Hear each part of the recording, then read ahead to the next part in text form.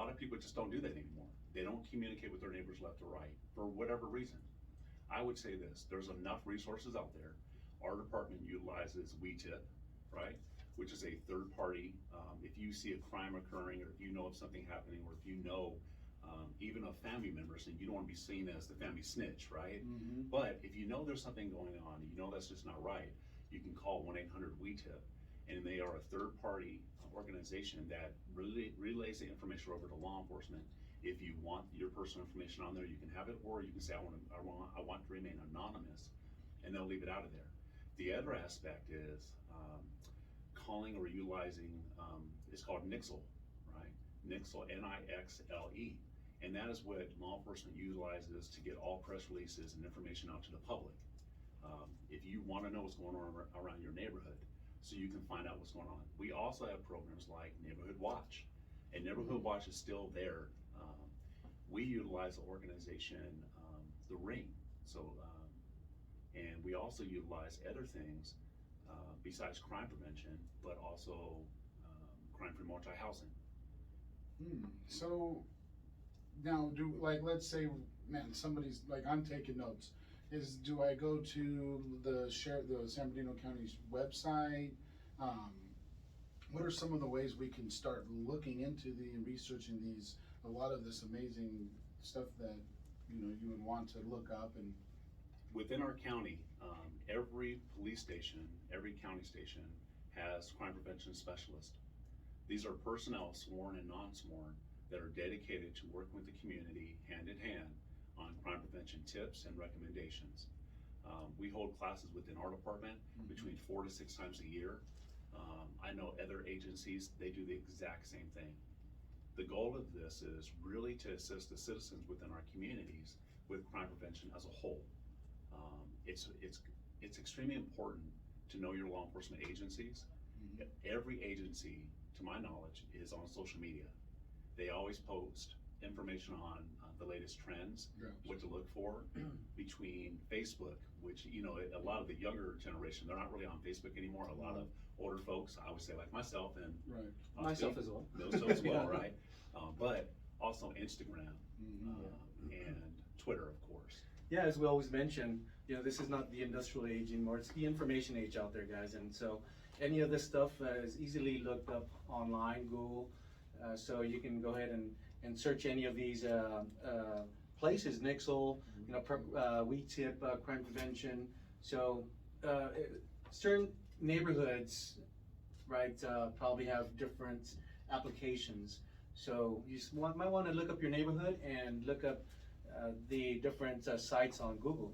That's how I normally look up things, and I'm pretty successful at it, Yeah, everybody wants to live in a safe neighborhood, yes. And if you look at a majority of homeowners, renters, watching out in their own neighborhood, utilizing the tools that, our law enforcement, the sheriff's department,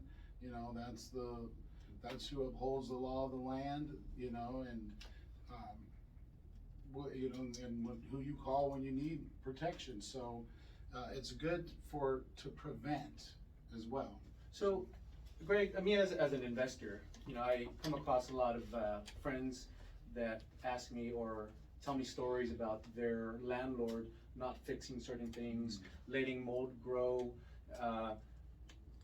What type of influence or education can you provide to landlords when it comes to keeping their properties up to scale for livable situations, right? Of course. And what are the renters? What kind of? I don't mean to interrupt, but what are the renters' repercussion or recourse? Yeah. I said that right. Well, recourse. Yeah. What can they do? Well, there's actually a handbook, and the handbook is the Landlord Tenant handbook.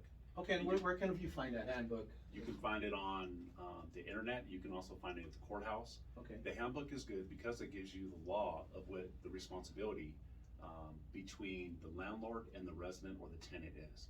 It gives them it lays out everything you can and cannot do. It gives it from both perspectives. It also helps when it comes to evictions, because what I have been told and what I've seen is, you can have a landlord or a manager evict somebody out, right? They can request an eviction, they fill out all this paperwork, they wait anywhere between 45 to 90 days to actually get their day in court to explain to a judge, an eviction judge, exactly why you need this person out. And then they get in front of the judge, and because you're missing a few forms or you didn't do exactly what you were supposed to, now he's gonna deny the eviction. Now you have to start over. And at the same time, the resident who may have been terrorizing their neighborhood, tearing up the property, or either not paying rent or not paying the lease, and then the homeowner, the owner of the property, still has to pay the mortgage. Yeah. So the repercussions of that is disastrous. Yeah, I think Raymond mentioned something about professional renters. You talked about Yes. there's professional renters out there. So sounds like the renters are kind of knowing their rights and laws. It's time for the landlords as well, because we talk about Raymond, still has his W-2 job, putting in up to 13 hours a day, driving and delivering managing properties and all that. So, wow, it's just called Landlord Handbook? What is The it? landlord tenant handbook. Tenant Landlord Handbook. tenant handbook.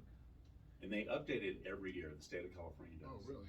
Yeah, California is one of the stricter states in the United States as far as landlord tenant laws. The tenants actually have more rights than the landlords, unfortunately. But yeah, to get educated and get yourself ready for any situations out there if you're a landlord, as well as a tenant, because if a landlord shuts off your electricity because he wants you out, that is against the law, guys, if you're a tenant out there.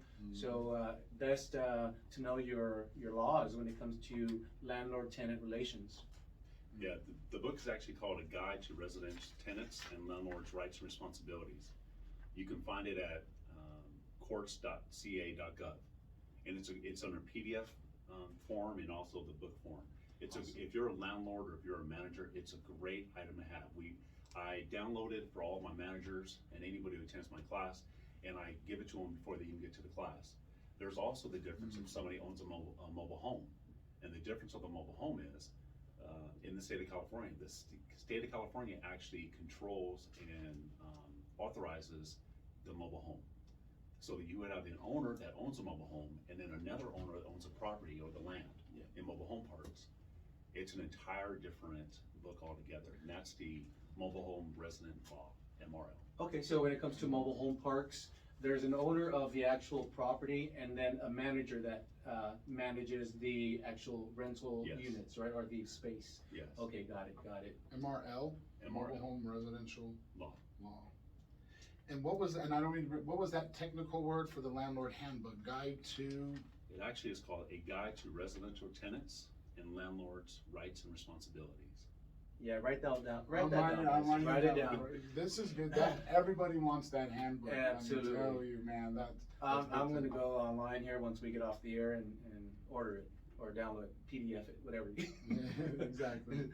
But wow, that's amazing. What are some of the situations that you've come across, Greg, to where it just blows your mind how people think and want to, where it escalates to where it just gets out of hand? Any situations that you can? In law enforcement, we get a lot of calls for service, and it's mostly civil, right? They're gonna be civil calls.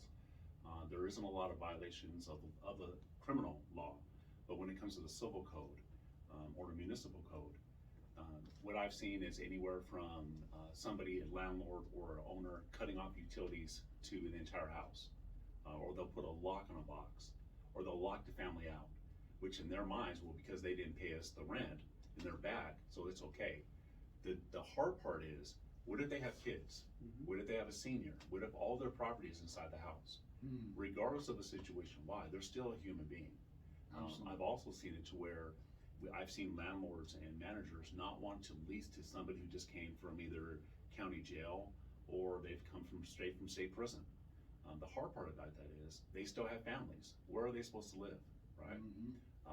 The one part we're trying to do in law enforcement, we try to advocate for both sides. And the one part about housing is everyone needs housing. Everyone needs housing. It's a basic need. It's a right. Sure is. And that's why too, is why we educate everybody with this show, Yes. whether you're, coming out of prison. The key is from Raymond's perspective as a hard worker, we're not perfect.